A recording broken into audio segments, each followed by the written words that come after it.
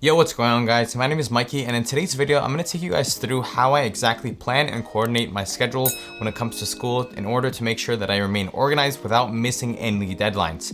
Now, I made a previous video talking about Notion and how you could actually use it from scratch into becoming a pro user. So in this video, I'm actually going to take that one step further, and I'm going to talk about the template that I have personally made that you guys can actually find in the description down below. Now, the timestamps for everything I will discuss in this video will be labeled right here, so feel free to skip to any timestamp that you want to see. But other than that, let's get started.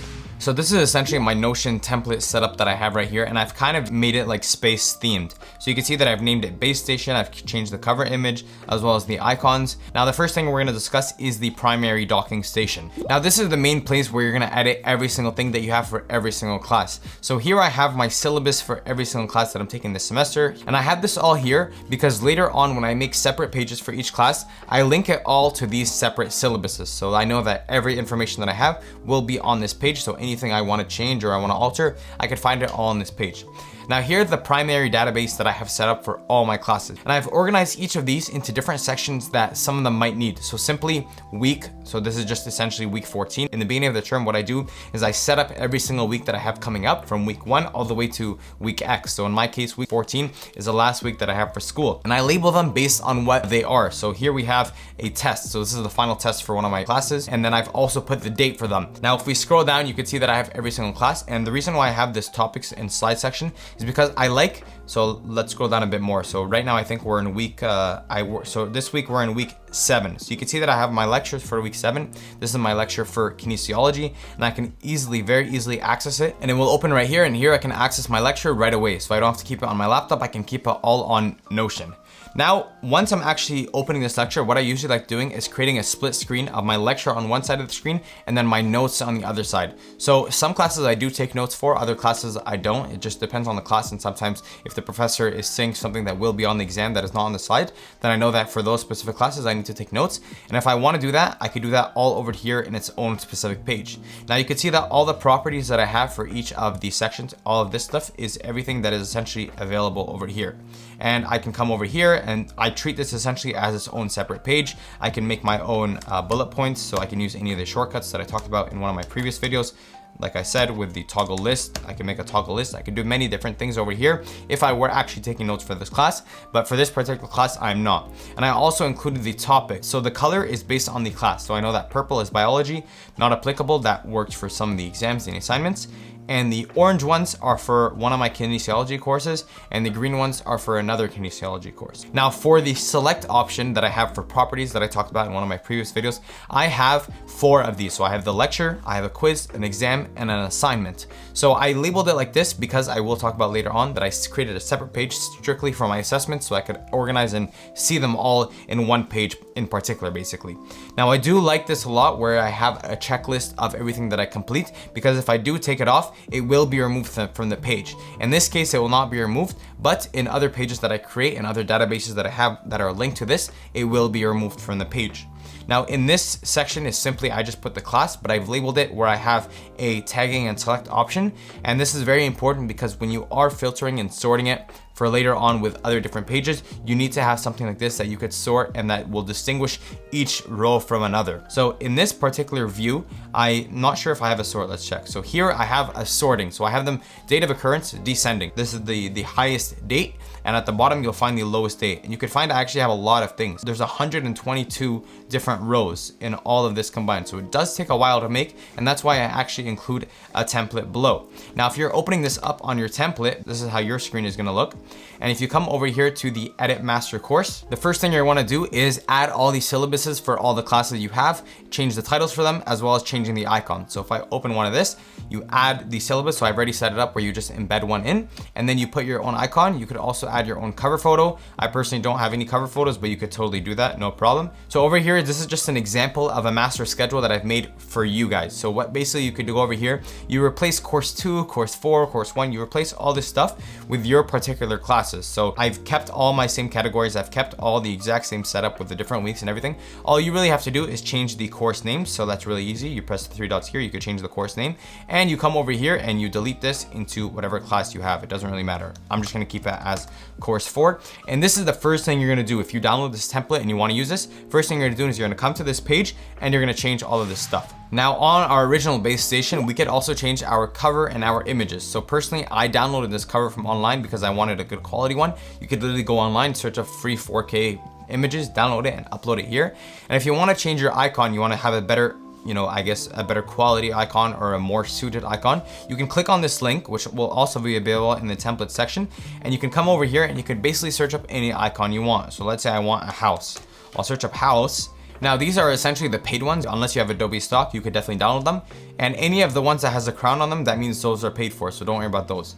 But there's a great option of free ones. So you click on these 3 dots, download as PNG, and then once you download it, you will essentially upload it to whatever icon you want, and you can do that all over here. Now let's move on into the space station schedule. So what is this? So this is essentially a page for each of my classes on what is going on in the next week. So it's today up until the next week. But not only that, anything that is unchecked that took place in the last couple of weeks will also be included here. So let's say I had an assignment last week that I didn't finish and it's late. It will also be included here and it will not be removed. And the way I was actually able to do that is by filtering and sorting these in a specific way. So done is unchecked. So that's everything unchecked will be here. Date is before 1 week from now. So that means anything 1 week from now and before will be labeled here. And the class is biology 355. So like I was saying earlier, it's key that you have that property in the master schedule that has the different classes, because that's how you're actually gonna sort them out later on. Now you could also see over here that it doesn't have the title for the specific classes. So if you remember in the master schedule, you'll see over here in the classes, it shows all of these titles for the separate classes. But what I actually did is I removed them from these schedules because there's no point in having biology 355 when they're all already biology 355. And the same thing is in the template that you will actually find in the description. You'll see that in the actual template section, you'll see that this is course 1. See course 2, I don't have anything. Course 3, I don't have anything. Course 4, I had something. Course 5, I don't have anything. And that is all because in the original template, those courses are actually not there, or they're at least not there in the next week. So you can see course 3 does have something, but it is on April 22nd. And if we come over here, we know that course 3, all this stuff is only from 1 week from now, and it's not actually in the next month. If I press on filter, let's say we actually remove this one, right? We remove it and we come over here, we'll see that course 3 is now showing up. But we're gonna return that filter, and the way that we're gonna do that is simply, we're gonna do date of occurrence is before 1 week from now.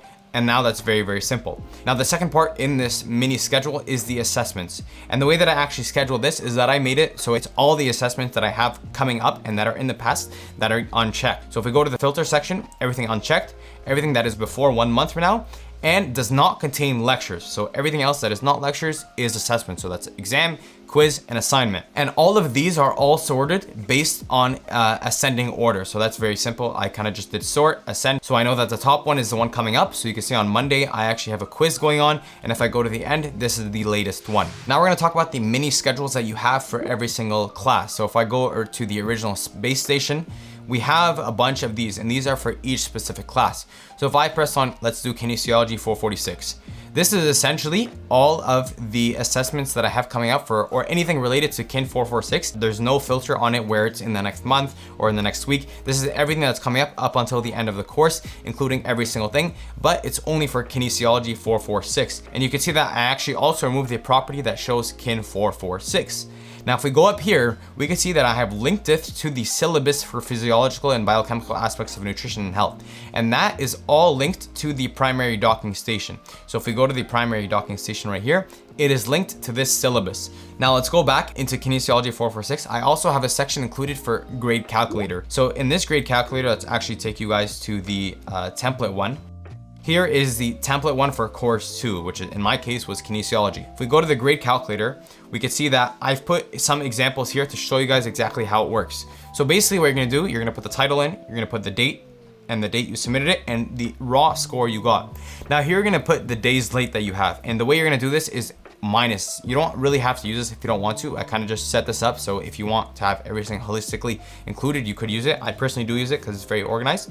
And what you're gonna do, you're gonna do -1 for every day that you have late. And if it is not excused, you're gonna leave it blank. And what this is going to do, it's gonna decrease this late penalty from your final grade. Let's say you lose -5% per day and you submitted it 1 day late. It'll take 100 -5 and give you 95%. Now, this paper is 10% of your grade, so it will change it into a weighting grade, and this is the sum, so this is kind of the final grade that you are going to get. And you can do that for all of them and all of them, but if I press excuse, this will remove the late penalty and it will return it back to the 10%, and it will give me that new and updated grade.